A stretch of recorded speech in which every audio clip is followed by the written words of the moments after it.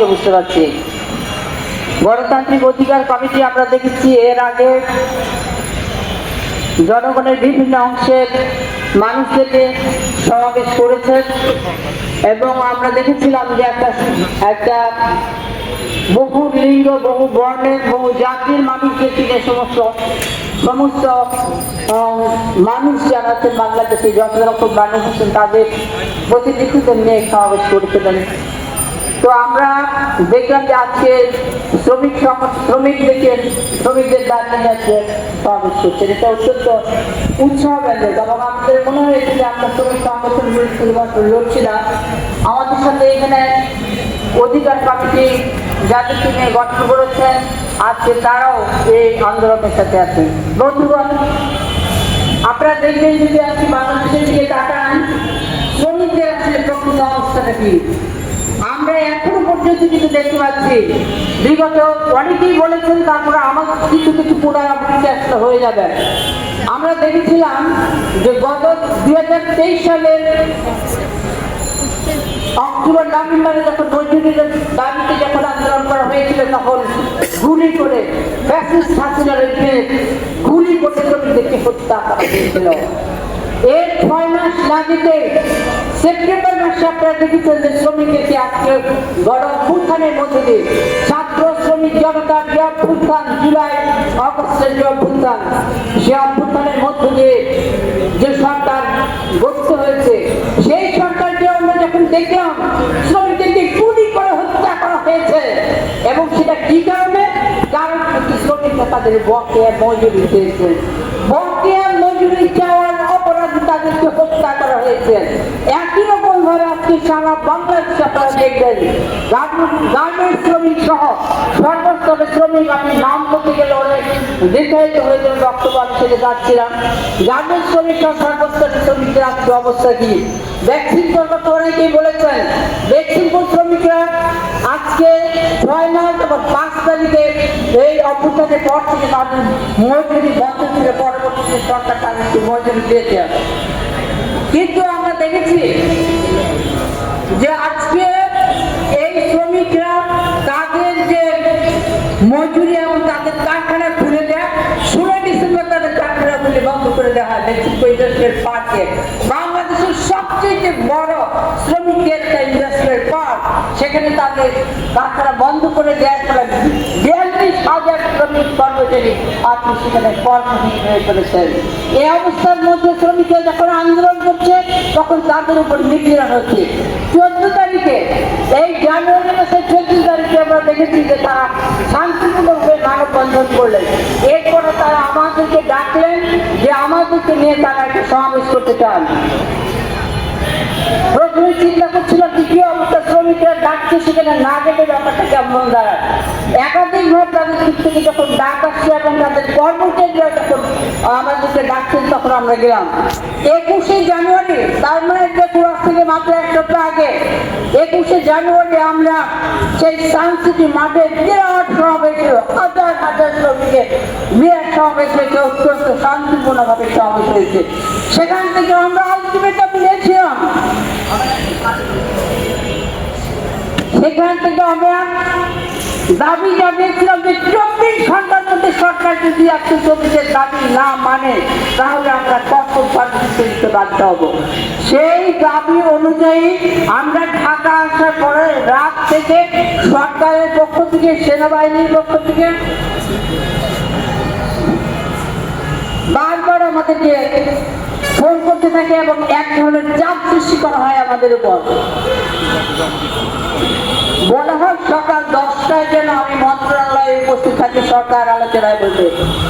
42,000 শ্রমিক কর্মচারীকে আমি কথা দিয়ে এসেছি যে 22 তারিখে আমরা এখানে উপস্থিত থাকবো। 3টার মধ্যে সরকার যদি দাবি না মানে তাহলে আমরা কঠোর কর্মসূচি দিতে বাধ্য হব। আর আমি কিনা আজকে দালালের মতো পরদিন সকালে আজকে মন্ত্রণালয়ে এই কথা বলি, কি করে ভাবে সরকার? এত বছর যারা তারা কি আমাদের আন্দোলন দেখেনি? আজকে দালাল হয়ে শ্রমিকের বিশ্বাসঘাতক হয়ে শ্রমিকের কি বলবেন যে তিনি এই এইখানে দাঁড়িয়ে কথা দিয়ে গেছেন যে 3টার মধ্যে এখানে উপস্থিত হবেন এবং এইখান থেকে পরবর্তী কর্মসূচি আমরা ঘোষণা করবো। আর আমি সকালবেলায় যাই সরকারের কাছে, অন্যদিকে ক্যান্টনমেন্ট থেকে ডাকে 10টার সময় আসেন ক্যান্টনমেন্টে, সবার ক্যান্টনমেন্টে এখানে আলোচনা করতে আসবে। আমি একটা অদ্ভুত রকম একটা পরিস্থিতির মধ্যে পড়ে গেলাম। তারপরে আমি পরিষ্কার করে বলে দিয়েছি, সরকার কেউ বলছে না, বাইরে কেউ, আপনারা ডাকছেন বুঝতে পারছি, আপনারা তাহলে শ্রমিকদের দাবিকে সমর্থন করবেন, এটা আমরা বলতে চাই। কিন্তু আমি কথা দিয়ে এসেছি শ্রমিকদেরকে যে 3টার মধ্যে ওই সানসিটি মাঠে আনিয়ে বসে থাকতে হবে, ওই সানসিটি মাঠে 3টার মধ্যে আমাকে উপস্থিত থাকতে হবে। আর তার নইলে শ্রমিকরা মনে করবে আমি গাদ্দারি করছি শ্রমিকের সাথে, শ্রমিকের সাথে বেইমানি করছি, আমার কথা রাখি দেখে আমি বসে দিতে পারি না। আপনারা যদি সত্যিকার অর্থে শ্রমিকের দাবি মানেন তাহলে 3টা থেকে 3:30টার মধ্যে ফোন করবেন, অথবা আপনাদের সরকারের একজন প্রতিনিধি সেখানে উপস্থিত হবেন, মাইক ধরে দেবো, আপনারা বলবেন শ্রমিকের দাবি মেনে নিয়েছেন, তারপরে আমরা সমস্ত আন্দোলনের পরবর্তী কর্মসূচি আর দেবো না। আপনারা শ্রমিকের দাবি মেনে নিয়ে যা করবেন সেটা আমরা মেনে নেব এবং আলোচনায় আমরা বসবো। আমরা একবার বলিনি, সেনাবাহিনীকে একবার বলিনি যে আমরা আলোচনায় বসবো না, আমরা সরকারকে একবার বলিনি যে আমরা আলোচনায় বসবো না। কিন্তু আলোচনায় বসা মানে কি এই যে বিচ্ছিন্ন ভাবে একজন নেতার উপর এবং চাপ সৃষ্টি করাতে তাকে মন্ত্রণালয়ে আসতেই হবে, সেনানিবাসে যেতেই হবে। যাই হোক, পরদিন 22 তারিখে আজকে সত্যিকার সময় অনুযায়ী শ্রম সচিব ফোন করলেন আমার ফোনে। আমি যখন ফোনে এতক্ষণ যাবত শ্রমিকরা বক্তব্য রাখছেন, নেতৃত্ব বক্তব্য রাখছেন, যখন শ্রম সচিবের বক্তব্য মাইকে শোনাবো এরকম সময় আজকে দুর্বৃত্ত মাইকে লাইন কেটে দিয়েছে, যার জন্য মাইকে আর কোন শব্দ হচ্ছে না। পরপর 3বার শ্রম সচিব ফোন করেছেন, একবারও কথা বলা সম্ভব হয়নি। পরবর্তীতে আমি দ্রুত মঞ্চের মধ্যে যে সমস্ত শ্রমিক নেতা এবং কর্মচারী যারা ছিলেন এবং সংগঠনের প্রতিনিধি আমরা যারা সবাইকে নিয়ে আলোচনা করে সিদ্ধান্ত নেই যে 23 তারিখে এবং শ্রম সচিবকে বলে দেয় যে কোনো ঘটনায় ঘটুক না কেন 23 তারিখ সকাল 11টায় আমার সরকারের সাথে বসে চাই, আমরা দেখি চাই সরকার আসলে কি সমাধান দেয়। এবং আমরা 23 তারিখ সকাল 11টার মধ্যে শ্রমিকরা কর্মচারীরা আমরা সবাই উপস্থিত থাকলাম। এর মধ্যে সবাই যখন 22 তারিখে সভা শেষ হওয়ার মুহূর্তে আমরা দেখি যে একদল দুর্বৃত্ত আমাদের উপর হামলা যায়, আমাদের মানে আমরা স্টেজের উপর তারা বাড়ি দিতে থাকে হামলা চালায় এবং শ্রমিকদের যে 6 জন প্রতিনিধি তারা বলছে সমন্বয়, ওই 6 জন সমন্বয় শ্রমিক প্রতিনিধিকে তারা মারধর করে। আমাদেরকে সাধারণ শ্রমিকরা বের করে নিয়ে গেছে, আমি সমস্ত আন্দোলনের বিভিন্ন আমরা বেড়ে চলে গেছি। কিন্তু আমরা দেখলাম ওই দিনই রাতের বেলা রাত 3টার সময় আমাদের আশুলিয়া থানার সভাপতি খুরশেদ আলমকে গ্রেফতার করা হলো এবং প্রত্যেকটা শ্রমিকের বাড়িতে গিয়ে গিয়ে আজকে এখন 47 জন শ্রমিক গ্রেফতারকৃত আছেন এবং শ্রমিকদের নামে বিশেষ আইনে মামলা করা হয়েছে।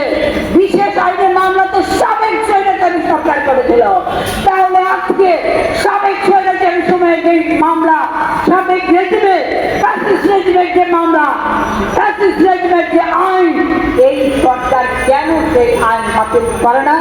কেন সেই আইনের মাধ্যমে শ্রমিকদেরকে তেমনি করে আগের সময়কার মতো করে নির্যাতন করছে? গতকাল মামলা উঠেছিল কোর্টে, গাজীপুর কোর্টে, তাদেরকে গাজীপুর কোর্টে রাখা হয়েছে 43 জনকে। আমরা অনেকেই জানি না, আমাদের সাভার আশুলিয়া থানা কমিটির খুরশেদ আলম সহ বেক্সিমপুর কর্মচারী এবং অধিকাংশ শ্রমিক মিলে 47 জনকে ওদিন রাতে গ্রেফতার করা হয়। বন্ধুরা, এর পরবর্তীতে 450 জনের নামে মিথ্যা মামলা দায়ের করা হয়। আপনারা ভাবতে পারছেন 450 শ্রমিক কর্মচারীর নামে মামলা করা হয়েছে। আজকে তাদের জন্য আমরা যখন উকিল নিযুক্ত করে যখন দাঁড়িয়েছি তখন অবাক বিষয়ে আমরা দেখলাম কালকে আরেকটি মামলা দায়ের করা হলো। কালকে জামিনের দিন ছিল যে তার জন্য আমরা জামিন নেব, কিন্তু জামিন দেওয়া তো দূরের কথা, কোর্টে গিয়ে আমরা দেখলাম আরো একটি মামলা তাদের নামে দায়ের করা হয়েছে। বন্ধুরা, এই হচ্ছে পরিস্থিতি। শ্রমিকদেরকে আমরা দেখেছি এই যে ছাত্র শ্রমিক জনতার এই ব্যাপক অভ্যুত্থানের মধ্যে দিয়ে, ব্যাপক রক্তপাতের মধ্যে দিয়ে, ব্যাপক হত্যাকাণ্ডের মধ্যে দিয়ে বাংলাদেশে যে অন্তর্বর্তী সরকার প্রতিষ্ঠিত হয়েছে, সবাই বলেছে বৈষম্যের বিরুদ্ধে বাংলাদেশ, এক নতুন বাংলাদেশ, বৈষম্যের বিরুদ্ধে আজকে সবাই একটা সাম্যের বাংলাদেশ প্রতিষ্ঠা হবে। কিন্তু আজকে কোথায় সেই সাম্য, কোথায় সেই বৈষম্যহীনতা? কোথাও তো আমরা দেখছি না। বিশেষ করে শ্রমিকদের ক্ষেত্রে আজকে নারী এখন জাতীয় উন্নতির কথা বলার এখানে সময় নাই, সে কথাগুলো আমি বলছি না। আমি শুধু শ্রমিকদের কথাটা আজকে বলে দিতে চাই। আজকে শ্রমিকরা আগের রেজিমে যেরকম ভাবে নিপীড়নের শিকার হয়েছে, একই রকম ভাবে আমরা দেখতে পাচ্ছি। আমরা এই সরকারকে কিন্তু সমর্থন দিয়েছি, কারণ এই অভ্যুত্থানে আমাদের অংশীদার আছে। আমরা গত সালে আমরা 15 বছরের বেশি, প্রায় 16 বছর এই রেজিমের বিরুদ্ধে লড়াই করেছি। এই রেজিমের বিরুদ্ধে লড়াই শুধু লড়াই নয়, 36 দিন এই আন্দোলনকে সফলতা দিয়ে নিয়ে গেছে। অবশ্যই সেটাকে আমরা সমর্থন করি। সেই কারণে সরকারকেও আমরা ভেবেছি যে তারা যেই মানুষ যারা আছেন, নিপীড়িত মানুষ যারা আছেন, শ্রমজীবী মানুষ যারা আছেন, তাদের দাবি মেনে নেবেন। কিন্তু অবাক কাণ্ড আমরা দেখলাম, আজকে শ্রমিককে গুলি করে হত্যা করা হলো, আজকে সরকারের পক্ষ থেকে একটা বক্তব্য দেওয়া হলো না। বৈষম্য বিরোধিতার কথা যারা বলেন, তারা একটা টুক শব্দটি পর্যন্ত করলেন না। আজকে দেখুন করার মুখ শ্রমিকদের উপরে এইরকম আক্রমণ করা হচ্ছে, তাদের বাড়িতে বাড়িতে যাওয়া হচ্ছে। তারা বলেছিল যে আপা 500 কর্মী আমরা এখানে আসতে চাই। আমি সাহস পাইনি, কারণ আজকে শ্রমিক সচিব এবং আমার ক্যান্টনমেন্টে আমাকে ডেকেছে যে আমাকে যেতেই হবে। আমি একা পড়াই বললাম যে আমি আমাদের সংগঠনের শ্রমিকদের সাথে নেব, বলবে ঠিক আছে আসেন। তারপরে গেলাম, আমার উপর রীতিমতো ভদ্র ভাষায় আমাকে থ্রেট করা হচ্ছে, আপনি সেখানে গেছেন বলে শ্রমিকের সেখানে সমাবেশ করছে, নইলে তারা সমাবেশ করতো না। আপনি কেন সেখানে গিয়েছেন? আপনার কাজে বন্ধুদেরকে তারা গুলি করেছে, ইত্যাদি নানান ধরনের কথাবার্তা, ভাঙচুর ইত্যাদি নানা। আমি দেখছি কোন শ্রমিক ভাঙচুর করেনি। এদের প্রত্যেককে আমরা চিনি, সামনের সারি যে নেতৃত্ব প্রত্যেককে আমরা চিনি।